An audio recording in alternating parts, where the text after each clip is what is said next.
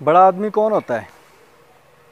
बड़े रुतबे वाला हो, उसको दुनियावी लिहाज से बहुत बड़ा रुतबा मिला हुआ हो, उसके पास पैसा बहुत ज़्यादा हो, बैंक बैलेंस बहुत ज़्यादा हो, बहुत ज़्यादा कोठियाँ हों, कारें हों, क्या वो बड़ा आदमी होता है? हरगिज़ नहीं। बड़ा आदमी बनने के लिए ये किसी भी चीज़ का होना ज़रूरी नहीं है। बड़ा आदमी बनने के लिए एक छोटा सा काम करने की ज़रूरत है, बिल्कुल छोटा सा काम है। अगर वो कोई भी इंसान कर लेगा तो वो ही बड़ा इंसान होगा, वही इंसान इस दुनिया में रहते हुए बड़ा इंसान कहलाएगा, और उसका बड़ा इंसान होने की वजह से आखिरत में भी उसकी भलाई होगी।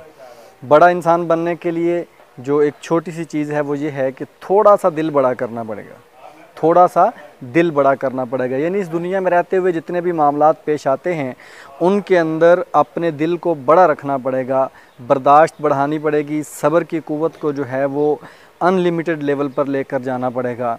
फिर जाके जब आप दुनिया में रहेंगे तो आप एक बड़े इंसान के तौर पर रहेंगे। अभी सब्र की बात हो रही है और बर्दाश्त, दो चीज़ें मैंने आपके सामने रखी। सब्र और बर्दाश्त दोनों चीज़ें अलग अलग हैं।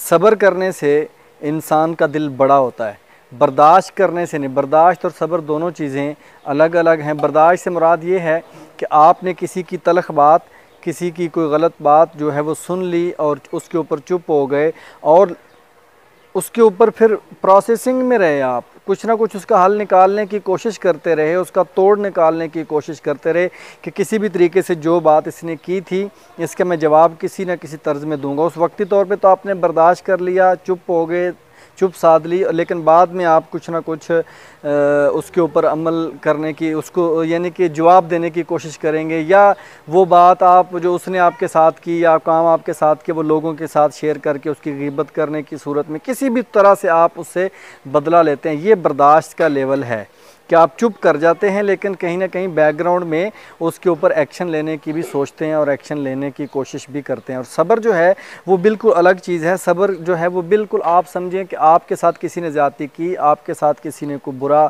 जो है वो किया या करने का सोचा, आपके साथ कोई गलत बात की, आपने उसके ऊपर चुप भी साधी और उसके ऊपर ऐसी खामोशी की कि उस चीज़ को, उसका बदला, अदला, जज़ा, सज़ा जो भी है वो अल्लाह की बारगाह में छोड़ दिया कि जो इसने किया मैंने अल्लाह की रज़ा के लिए इसे माफ़ कर दिया, और ये जाने और इसका रब जाने, मेरा इससे अभी कोई ताल्लुक़ नहीं। उसको बाद, उस बात के बाद, उस काम के बाद उसके ऊपर कभी सोचा भी नहीं आपने कि इसने मेरे साथ ऐसा किया था। तो सब्र जो है ये एक ये चीज़ है। और जो बर्दाश्त है वो पहले बताई कि बर्दाश्त जो है सुनने के बाद उस वक्त तो खामोशी अख्तियार की, किनारा कशी अख्तियार की, लेकिन बैकग्राउंड में कुछ ना कुछ प्लानिंग की। लेकिन सब्र जो है वो बिल्कुल आपने अल्लाह की अदालत में उसको फेंक दिया और भूल गए उस चीज़ को कि मेरे साथ कुछ हुआ है।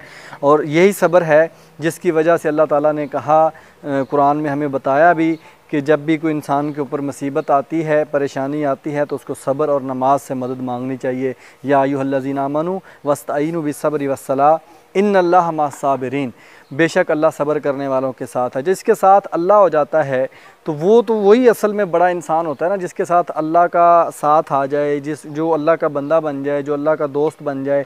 और अल्लाह का दोस्त बनने के लिए, अल्लाह का अच्छा और बेहतरीन बंदा बनने के लिए सब्र करने के लिए हमें कहा गया है। तो बड़ा इंसान बनने के लिए हमें सिर्फ दिल को बड़ा करना पड़ेगा, लोगों की बातों के ऊपर सब्र करना पड़ेगा, लोगों के जो गलत काम हमें लगते हैं उनके ऊपर सब्र करना पड़ेगा, और उस सब्र का सिला जो है वो अल्लाह ताला की ज़ात देगी। और उसका सिला अल्लाह ताला ने बताया है, इन्नल्लाह मअस-साबिरीन, बेशक अल्लाह सब्र करने वालों के साथ है। और जिसको अल्लाह का साथ मिल जाए उसको किसी दूसरे बंदे के साथ की ज़रूरत नहीं होती।